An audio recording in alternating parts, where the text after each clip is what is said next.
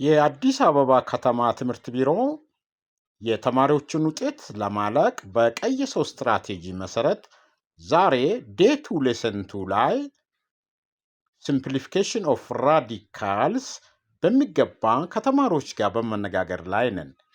በተያያዘ ደግሞ ፔፐር ቤዝድ ኤግዛም ላይ ለዘንድሮ በሶስተኛ ዙር በወረቀት ከተፈተኑት የመጀመሪያ ጥያቄ ሲምፕሊፊኬሽን ኦፍ ራዲካል ነው ይሄ ጥያቄ።